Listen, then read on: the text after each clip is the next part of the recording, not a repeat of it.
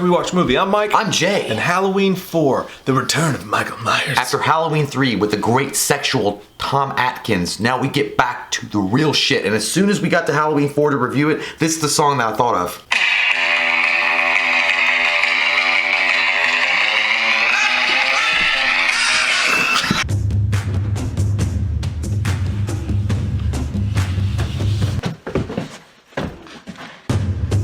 Well, there goes our copyright for this video. It's okay. Worth it. So, Halloween 4, 10 years after... We look like fucking retarded wild stallions. 10 years after the last time we saw Michael Myers, and they got to bring this whole thing back around. They got to tell the story again, because that's what the people fucking wanted. They saw Halloween 3 and they said, no thank you, no says I. Pick your butt with a... feather finger and then smell it, Yankee Doodle fucker. It gets you immediately there. Like it goes like a cool, like little, like brisk autumn day. It really puts you immediately into the Halloween feel, like the fall feel. It goes to this hospital and there's a security guard that's there and working, and he's such the guy's not a bad actor. It's like you never get used to faces. You never get used to the faces. You don't know what you're talking about. It's crazy. He's that like guy's one of those, fucking awesome. No, he's cool, but it's like one of those guys that really take their job seriously. It's like, dude, you work fucking at McDonald's. It's like, you never get used to the faces when they order chicken nuggets at 2 or 3 o'clock. It's Raymond O'Connor, dude. He is one of the best character actors. Yeah. He's one of the best character actor roles in the entire Halloween franchise because he's so fucking into it. When they get in that elevator, he was like, "We had to do this whole backstory. You got to do your exposition." He's like, "We knocked it out in one elevator ride." Because on the way down, he's like, "Yeah, this guy killed so many people on Halloween, and he's a fucking sicko. And you got to see what these people do." And he told the whole story on the way down in an amazing fucking way. That was a cool way they did it. That dude was awesome. Well, they put you right back into the Michael Myers feel, like this kind of tension building thing. And I do like, as they're going to get Michael Myers, the security guard is, explaining all this stuff, and then the one ambulance guy is like, Jesus, hey. Jesus ain't got nothing to do with this place. And I was like, all right, calm down. Like, you work at Taco Bell at McDonald's. But it is. It's cool, though. And then when they walk in, the doctor's standing over the body, the crisp burned part of Michael Myers. You only see, he's crispy. And then right after that scene, like a high fucking motion, ready to go, Cypress Hill, let's fucking smoke some weed and do some dope and fucking rap songs. It goes, the bump, all the great dude. Halloween score comes in when as they're rushing leaving him, and it's raining outside and lightning, and then that score comes on. That scene is sick as fuck, and it's got one of the best death scenes in it too, because when Michael awakens in the back of the ambulance, he's like, I feel like that's when Ozzy Osbourne really turns it on. Like he's like, it was off to such a great start, and the opening, which by the way is inspired, I'm sure as you guys know, our this month's Halloween Horror Month intro. The opening just sets the tone for atmosphere and fuck yeah-ness, because it's just got this just deep dark Halloween atmosphere. It's definitely one of my favorite entries into the Halloween series overall. Like, you've got Halloween 1, which is classic and everybody loves that one. To me, it's Halloween 1, and then it's probably 6, and then 4 is right behind it. But 4, I could even argue 4. Save it for the ranking video, you fuck. I didn't know we didn't have to do one. It just makes you want to put a mask on and go stab fucking people that deserve it. And it's a lot of people's favorites. The Purge I have a lot of fucking problems with this movie, though. And it's the backstories behind this movie is crazy, because Tom Morga is actually the guy who was originally cast to play Michael Myers, right? And he's the guy that you see in the gas station with the gauze on, because the gas station scene in Halloween. I think that's the best scene in the movie. It's the best scene in the movie. It's probably one of the best scenes in the Halloween franchise, because Loomis finds out this shit's going on. He goes out there. You've got this great face-off where Michael's not even wearing the mask. He kills the dude underneath the car with the and then I quit this job. And Loomis shows up to this gas station, and it's such a cool setting for this moment. He goes in, and then you've got the classic line that has built half of our fucking channel with the "Goddamn you, Michael." Yeah. But you do have, it's one of the unique scenes too, because it's the first time really. I know they have a brief moment in Halloween 2 where Loomis kind of talks to Michael, but in this one you actually see him trying to communicate with whatever's left inside of Michael to tell him to stop and not go back to Haddonfield, and you want a victim, take me, but not getting through to him, and then realizing in that defeat, like, there's nothing left that I can communicate with, and saying, "God damn you, Michael," and trying. Now, the only part that got to me is Michael somehow fucking Warlock Houdini's his ass out of that fucking place, and Loomis is staring straight at me, and he's like, and then he's gone. Like, it's fucking magic. Like, how did he do that? Like, if Loomis had blinked or moved or something, like, maybe, but I never understood. Like, he shoots, and then Michael's just gone. But he was talking about that, saying he was like, initially I was supposed to take the shot from Michael, go back, hit some plates, and fall down. Oh. He's like, now when that scene happened, and by the way, the camera shot in that scene is fucking amazing. When you see Michael in the doorway, and it's like, whoop, and that was so fucking well done. But initially he takes a shot and falls down, but they changed that. But he was talking about this scene, and there's a bunch of crazy shit that went on behind the scenes of this movie that just boggles my mind. The guy who was doing the special effects for this was and after all the problems he went through, he was like, I retired. This was my last movie I did because it was so fucked up. Based on what you told me, I would too. It's crazy. Like, so he's on set, and the producers show up on set around this point, right? And they're like, well, we want Michael's eyes bigger. Now, the mask, we'll get into all the stuff with the mask, but originally when he ordered the Don Post mask, he's like, I want the original Shatner mold, right? I want that to go off of. So they send him the mask, and when he opens them, they're pink. They're pink faces, and they have bright blonde hair, which you'll see later in the movie and we'll get into. But surfers from San Francisco, you can't fucking get rid of them. So they're like, we had to spray paint these, which is why they look kind of splotchy when it's going on. But anyway, the producer shows up on set, and they're like, we want you to open up the eyes a little bit. We have problems with the eyes, the way they look. There was a big fucking fuss about even Daniel Harris remembered everybody fighting about the mask. So, and he's like, I can't do that, because if I did that, I'm going to have to put glue inside the masks, and Tom's going to get sick, and he's going to pass out, and he's going to hurt himself. So he refused to do it. So he said the producer, and they didn't say which one it was, but he fired him on the spot in front of the crew and everybody. Now, there was a writer for Fangoria that was there covering it, and the writer apparently went up to him and said, look, if you don't hire him back right now, I'm not going to cover your movie at all. So he said within 30 minutes, they called me back to my trailer where I was gathering my stuff and said, you're rehired to do the movie. But Tom Morgan never got brought back. And Tom Morgan said which scenes he did, which was all the scenes in the gauze that you see, which I thought he did a fantastic job. Great, yeah. He kills Cops Do It by the Book chick with the shotgun, which was a great scene as well.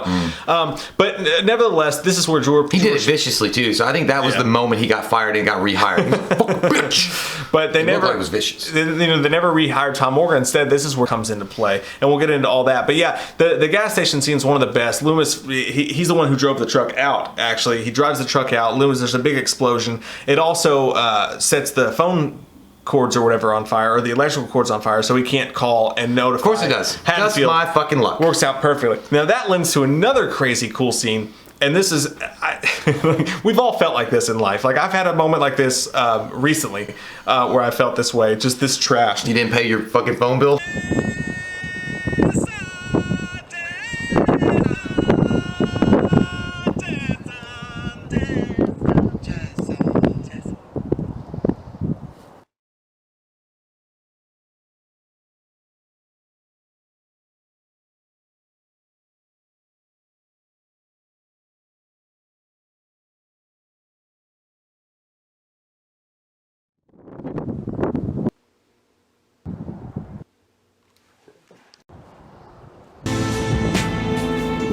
This disregard as a human being, and it's just weird, and it almost doesn't have a place in the movie, but I'm so glad it exists. Loomis is walking, and he's like, fuck it, I'll walk.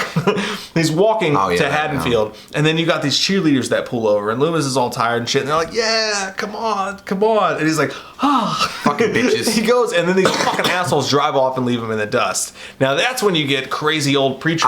Well, that whole scene just reminded me of my high school experience. Like, I was like, hey, it's all good and shit. And like, hey, come over here. It's like, oh, fucking sucker loser. Okay, I'll go back to the law firm. I was like, I will. One day you'll be sorry. I'll fucking invent the microchip. Shit, it was already invented.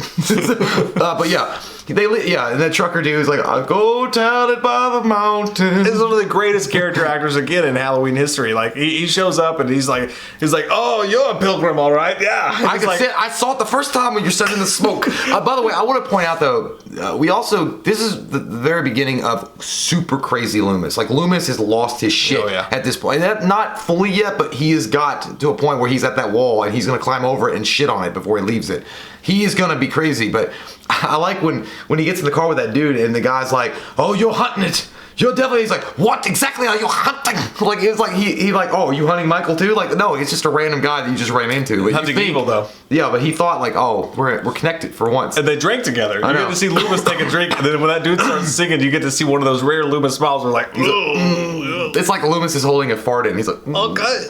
By the way, I want to point out, really fast, because it was early on in the film, we didn't mention it, but when you also get introduced really early on to Jamie, which is played by Danielle Harris, which is the daughter of Laurie Strode, and Jamie Lloyd is the young kid that is a foster kid.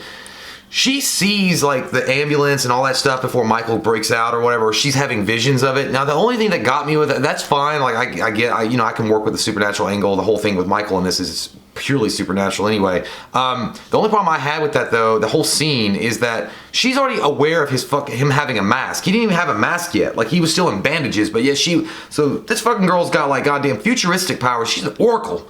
She needs to be on fucking Phil Donahue tomorrow. She knew what he wanted. Oh God, I would get the fucking lotto tickets from you, Jamie.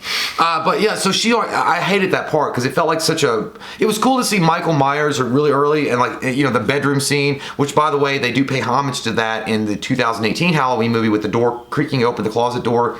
That is all Halloween 4 in that scene.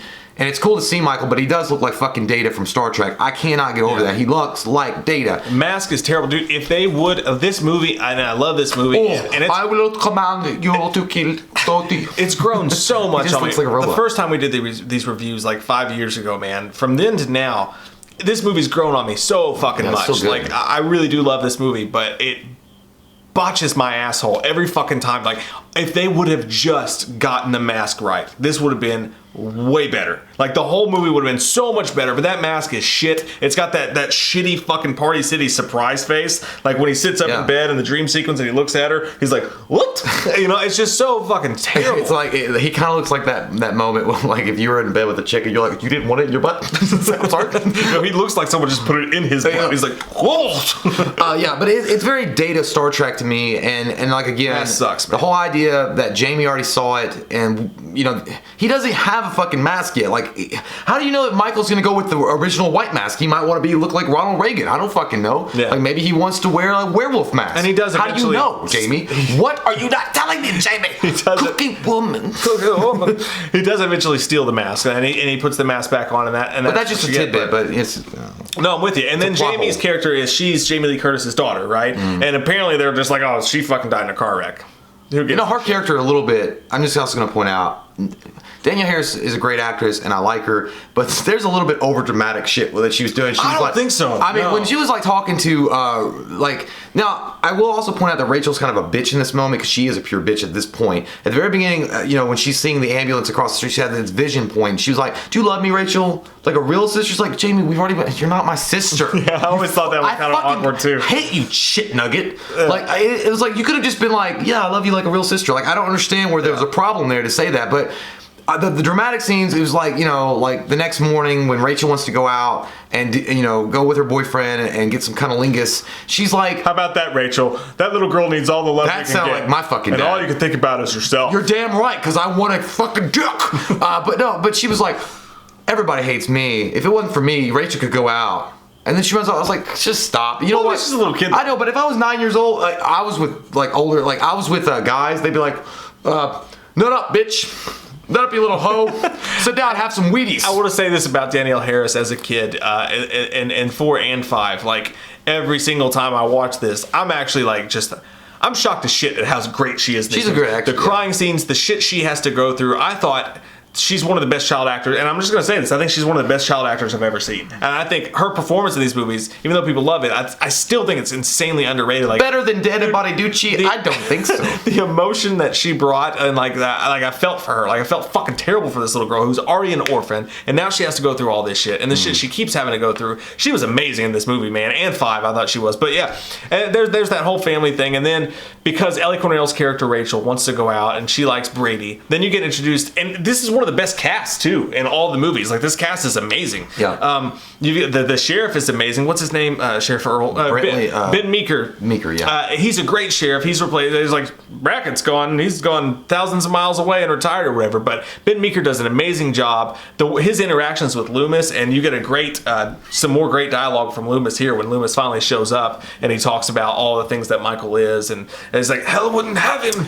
I think immediately they go, like, again, this movie doesn't really stop. It keeps you in the action and it keeps it going. Like, but they build the tension well, and they build a backstory for some of the characters pretty well enough that you like them, and they're likable characters. So that's one thing that this movie has going for it. And after 10 years returning to the franchise, I mean, to me, the movie's a home run. Like, overall, like, what they've done and keeping the audience, like, filled in with these backstories that you're kind of, and then just kind of reintroducing other characters. I mean, I don't know. I think it's great. And then having this new character, the sheriff, who immediately, like, after Dr. Loomis is explaining to him, like, hey, Michael broke out and he's gonna, you know, starts, you know, killing some pumpkins. And he's like, let's do it. Let's fucking do it. Shut it down. Lock it down. Spread it out. And it's not like, Sheriff Brackett was like, I don't believe you. I smoke weed in the day. And he's like, no, you don't understand. But now it's like immediately he's like, yeah, I understand. I know what's going down. Meeker's full on underrated in both these movies, man. I think he did a fantastic job. And it'd be really cool, really fucking cool to see some of the new Halloween movies at some point, because they're going to do sequels, because it's going to be fucking amazing. It'd be really cool for them to bring back the Meeker character.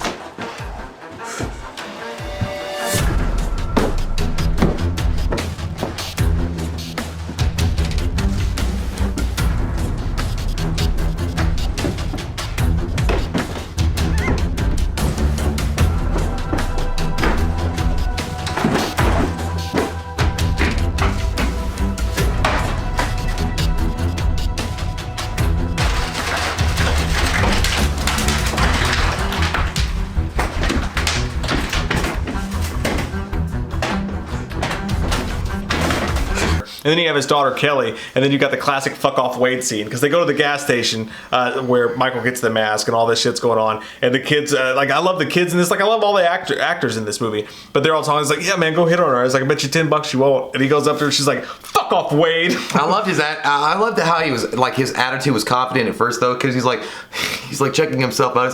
He's like, timing's gotta be primo.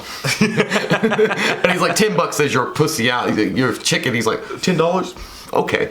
He's like, goes, her daddy don't scare me. I love Brady's reaction to her being like, I have to babysit. They're making out, and he's like, well, you could have fucking called me. I had to make plans. She's Jesus Christ, Rachel, it's already 5 o'clock. I was like, you know what? I kind of side with him. In this moment, I side with him. You could have called. So he goes after Little Miss Hot Pants. Hot Pants was looking good, though, and he was doing one of these. I like how he did one of these. He was like, I'm not mad.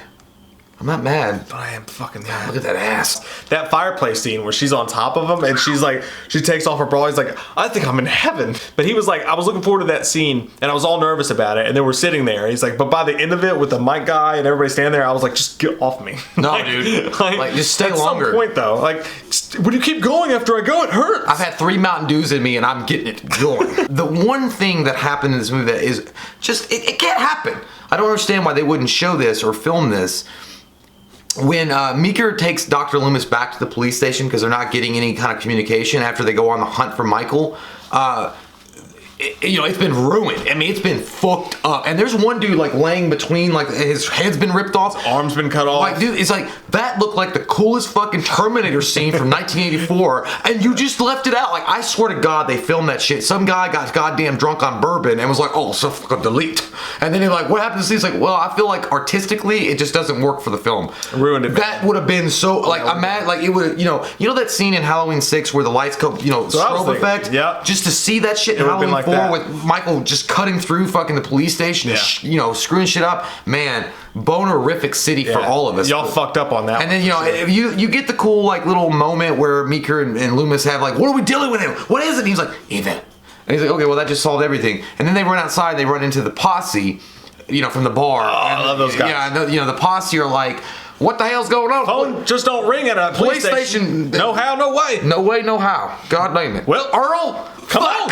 And he's like, Michael Myers. He's back. It's like, Michael Myers. God, I killed that motherfucker. They kill some poor innocent guy in the bushes, and then Michael. But I do like the Loomis thing when he was telling. He's like, Meeker's like, you just created a lynch mob. He's like, you don't have a police force. I was like Loomis is trying to explain, I might be crazy, motherfucker, but I'm strategic as shit. I'm Aaron Rodgers, and I will win this game. Look. I remember that night very well. Take a good look. Mine Henry goes back 12 years. But again, we'll get into the posse, but really, man, that scene, it always feels like something that was really left out overall. It does. It's like if they did Batman vs. Superman and left out that fucking warehouse scene. Yeah. It'd be like, what the shit? Yeah, dude, that would have been so cool to see. But again, in my head, I'm like, how did he do that? I always make up stories. I think Michael poked around the police station a little bit. That's the kind of fan film someone should do. He did someone should make that fan film. I think Michael Myers did some John Wick. He took the butcher's knife and was like slicing bullets in the air. He's like, fuck no. It's like,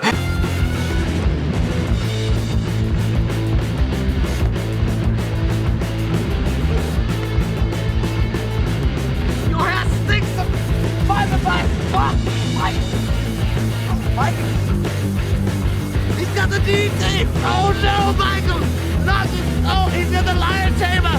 The scene in the school that happens is Michael shows up and he's got the white hair and the pink mask, one of the fucked up. I like how nobody thought that no one would notice that. That's what they said in the behind the scenes for the movie. They were like, the director was like, yeah, I think what happened was that someone was sent to get a mask and they grabbed one of the old masks, one of the wrong masks, and we were all just so tired that nobody noticed it. And I'm You're like, on a goddamn you're movie. making fucking Yeah. Halloween, and It's a nobody movie production. noticed he was fucking pink with white hair. And I saw that shit. I was like, it looks like fucking Albert Einstein just created the fucking atomic bomb. He's like, what? He's like, if we had more money or time, we probably should have gone back and reshot that. I was like, you think he Also, I do like the fact that after he throws Loomis out like yesterday's trash out the window, he's like, fuck you. And Loomis is like, eh. And he goes out. Like, Loomis is in there with Jamie and then out just as quick. He's like, I'll protect you. I do like that part where she's like, you don't really believe that, do you? He's like, no. Like, Loomis doesn't give a shit. He's like, don't worry, it'll be all okay if we can get in this room. He's like, you don't really believe that, do you? He's like, no. You're gonna die a terrible death. Jamie Lloyd runs and tries to hide or whatever. She's like accepting the fate at this point. She looks down the hallway. Michael's gone. And then when she walks down a little bit, she sees Michael at the top of the steps. Like, Michael ran up the steps to make it more dramatic. He was like, I look cooler up this way. Like, I don't know why they did that for, because why would Michael, when it's a clear shot, you just got rid of Dr. Loomis, you could just walk her down and kill her. She just goes against the wall, like, is curled up. But he wanted to, I guess, like, scare her. Like, I don't know. Like, I'm gonna tease you. And you've got the classic, the rooftop scene, all the stuff that. I didn't like that scene. I didn't like that scene, and I didn't like the scene that followed it either, with the truck chase, when Michael's been hiding underneath the fucking truck. Yeah, he's like, you gotta get that shit clean, bro. George P. Wilbur sounds like the nicest guy ever, and like he sounds like such a cool guy. But if I'm just being honest, like I hate to say this, but I'm really not a fan of the mask. I'm not a fan of the way Michael was portrayed in this movie, with the exception of moments. One of the coolest moments in the fucking movie is Brady. Oh, the fight sequence in the house of the sheriff is fucking cool as hell. They meet at the apex of the steps with the window in front of him, and he actually tries to fight Michael, to his credit. Like, when he shot to shoot him and he missed, he's like, you're a terrible shot. But when Michael picks him up and breaks his fucking face bone, it was fucking nasty and good. You've also got another electrician kill, just like there's gonna be. I did like Curse. There's a scene when Rachel is talking to the deputy, and in the corner you see the mask kind of appear for a second. Mm-hmm. It's like that scene from Halloween 1 where the mask comes out of the shadow and then it goes back. That looked cool, and it did look like the original mask in that moment. And with certain lighting, again, the mask isn't bad. But the scene in the power plant area, the way, I don't know if it was the way they lit it or the way that they shot it, he looks pretty demented and he looks vicious. And that's one thing I will say about this movie. You get to see finally the viciousness of Michael Myers. Like Halloween 1 and 2, he was vicious, but this one is really showcasing his Sid viciousness. Like, he's fucking taking on Hulk Hogan, and he will have the belt. Like, he doesn't, they're like, just the death scenes themselves, like, punching his fucking finger through the guy's forehead, crunching Brady's face, all that stuff is showcasing a viciousness of Michael that has not been seen before.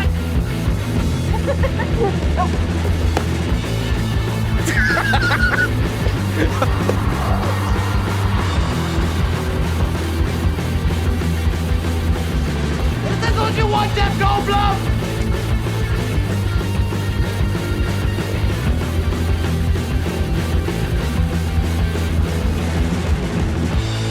As we move forward, like with the truck chase scene, when the militia's taking the girls to safety or whatever, and then Michael's just been hanging on the side of the thing like the fucking creeper from Jeepers Creepers 2, and he just pops up like, When he's like crawling up there, he's like, God damn, it's hot under there. And then he's karateing people in the back of this truck, and it's so goofy looking, and just his movements and the way he moves, he's like, oh, like, just, I hated that so much. And he was so wonky, and then like that, like, you mean to tell me this guy's in the back of a pickup truck, as unbelievable as that is to begin with, and he's literally fighting with and killing and throwing people off the truck right next to this guy. The next guy is right here, and he's just like.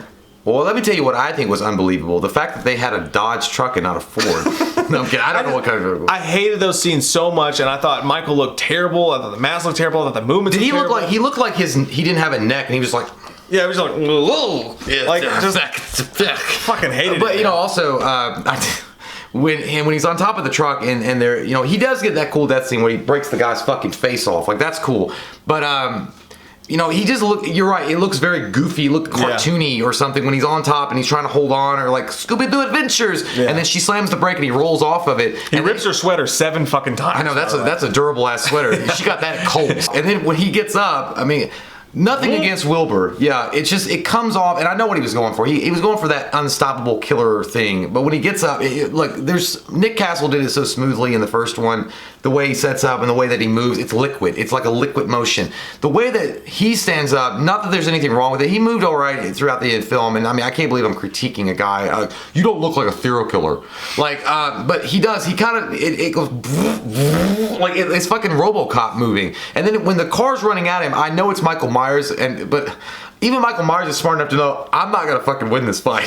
It's a goddamn truck. I'm not gonna be able to stand here and it's gonna break against me like it's Twilight. And then he flies into the woods like a fucking, it just looked terrible. And it looked like, not only the way he looked, it looked like he had no neck, and I guess the way that the clothes fell on him, it looked like he was like wide, like a fucking flat piece. You know those like if you laid a kite out flat and you wore it, it was just like it looked weird. It looked like somebody put a scarecrow inside of the Myers outfit and was like moving. But I don't know if that's because it looked shit or if it was because it was shot shit. Like it could have been shot at an angle that just was not pleasing to the eye, and that's why it looked kind of like crap. Yeah. But either way, I didn't like that either. But yeah, so he goes in the woods and then the cops all convene on him and they fucking blow him away. By the way, did you notice that when the posse was running and they see the state troopers coming at them and they start shitting like the shotgun? Yeah. One cop car stops. The other ones just keep going. They're like, fucking Dunkin' Donuts is having a sale. Like 3 cop cars keep going, and you can, and they see it. Those are the 2 cops from Halloween 5. Yeah. That'd be us. Be like, hey man, let's just keep going. Saving lives, that's what we do, and we love it. But yeah, so then you get, and I like the death in the sense that if you're watching this and you're thinking about Michael Myers and you're thinking about different ways he could die, what would happen, him standing there and taking a barrage of these gigantic fucking weapons like fucking Rambo and just getting blown up, and we've made jokes about this 100 times where he's like he does the electric boogie until he finally falls down to an elevator or a fucking water well shaft or something. Yeah. And then so what I also, by the way, you didn't point that out before that even happened. When she tells fucking Jamie to stay in the car, this is what I'm talking about, dude. This is where it's badly written. She runs out there after this thing has been trying to kill you and killed a lot of people. You went out there to grab his fucking hand up. Oh, I want to see what his fingernails look like. Are they clean or dirty? That's apparently when he rubs off on her. Like, oh my god, that was one of the worst fucking. We'll get into that with 5, yeah. But so and the ending of this movie, like for that moment, I was like, holy shit, that's shocking. I didn't see this twist coming. But as a series whole, as like fitting it into the script, this is where they really started to fuck up the story. Really badly. Like 15 minutes. First off, Loomis shows up, and after Loomis constantly, like one of the great scenes, by the way, is when he kills all the people in the ambulance, and everybody's like, he must be dead. He's like, he was like Tommy Lee Jones in The Fugitive. He's like, he's not fucking dead. He's Joseph Haddonfield. And like nobody would believe him. If you don't find him, I'm sure I will. Great scene, and that it was shot well too. Like when he goes into the water. But after all this of Loomis being the only one who realizes how unstoppable Michael is and that he can't be dead, they don't find a body. They don't look for a body, it felt like. They don't do anything. And Loomis just shows up and he's like, yeah, the evil is gone. He's dead. Finally he's dead. Like Loomis just gives in to the theory that he's dead because he saw him get shot a whole bunch. It seems like Loomis would be way more hard to please. Well, Loomis would want to see a body. Like Loomis would want them to recover the body and then chop the motherfucker up into bits. And of course, it's not Pleasance or Loomis' fault. That was just bad writing right there by the guy who wrote it, which I thought he did. Great writing in this movie. I think they were just trying to end it at that point because they were like, well, if we keep stretching this, I don't even know what I'm doing now. But then, so Jamie goes upstairs and she's wearing the clown outfit. And she goes up and she picks up the scissors and she stabs her stepmom. You know why she did that? Because that fucking thing was too hot. The fires of hell is hotter. And she doesn't kill her. A lot of people, including myself, I forget that she doesn't actually kill her. She just stabs her. She stabs her. She comes out and she's standing there. And then Loomis, and it's great acting by Donald Pleasance in the scene, but he sees her and he tries to shoot her because she's standing at the top of the steps with the scissors. He tries to shoot her and then you know why? Because they don't have insurance. He can't afford to therapize her. And then Sheriff Meeker stops him, and then Loomis he gives the perfect face of the painful shit, like the worst shit. Like he's I think it was just Donald Pleasance knowing it's not going to end. Like I was coming back to Halloween 4, I kind of maybe want to do something else. He's like, well, this is the face I had when I read this in the script. I'm just going to repeat it again. Despite that being a shit-tastic fucking turd bucket, It was at least shot decent. I mean, they had some good acting in that moment. I mean, it was dumb as fuck. The writer actually said, I thought it was really, really disappointing that they didn't continue on with I don't want to see Jamie as a fucking mini killer. That's what he said. He's like, I thought we set it up perfectly to carry on the franchise with her as the killer. Nobody wants to see And he was that. like, and I'm really disappointed to this day that they didn't go with that. I don't want to see You did it. some great shit in this movie, man, and you probably don't get a lot of credit for it, and you should, but you're wrong on that. Jamie should have never been the fucking That was killer. the worst idea. That sent the whole franchise riding into a tailspin. Yeah, that's like you being drunk at 4 o'clock in the morning and your hooker girlfriend telling you like, maybe you should have had the little girl have to be the killer. That sounds like a great idea. It's like, I love that Coke. Fuck. It sounds like a great idea. No, that's terrible. That was a fucking dumb shit idea. I'm sorry, man, and I'm not trying to be mean at you, but I am, because if that had gone that way, you would be personally responsible for derailing that shit and fucking making it terrible. Fix the mask, take out that scene, a tiny fix here and there, and this movie would have been so much better than it was. As it stands, though, it's still an 8.0 out of 10 for me. One of the best entries in the Halloween franchise. The number one, my most favorite thing about this movie is it feels like Halloween every shot, every moment, more than any of the other films. 8.0 for me too. I think it's one of those films that really gets you into the Halloween spirit. If you didn't even want, I don't know why you would not want to, but if you didn't want to watch Halloween 1 and 2, you could watch Halloween 4 and still feel like in that fall moment.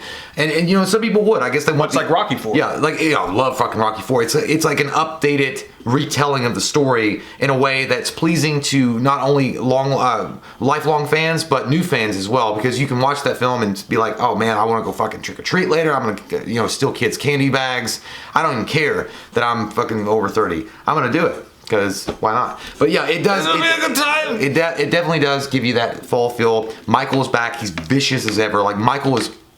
This is the first time, like I said, that he takes a step up and goes vicious as fuck in this. And you see some really cool death scenes. You got some good acting performances from Donald Pleasance, Daniel Harris. And overall, like, I think they did a phenomenal job with bringing it back 10 years later without John Carpenter at the helm, or even John Carpenter as a producer in this.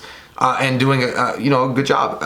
Overall, like, there are some issues with it. The ending definitely could have been cut out. Even if you just ended it with them driving away into the night and Michael falling down that shaft, I would have been happy with that. Like, it might not have been the greatest ending, it would have been better than the extra shit they tacked on. So 8.0 overall. Fuck yeah, man. Comment down below with your all's thoughts. The Halloween train keeps moving on. We'll be back soon with a review of Halloween 5.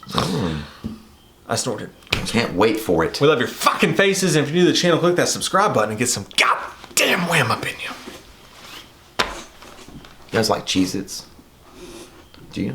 You like Cheez-Its? In your fucking butt. We watched a movie. Yeah. We watched a movie. We watched it. We watched a movie. Yeah. You know what? We did a review. We watched a movie. We watched a movie.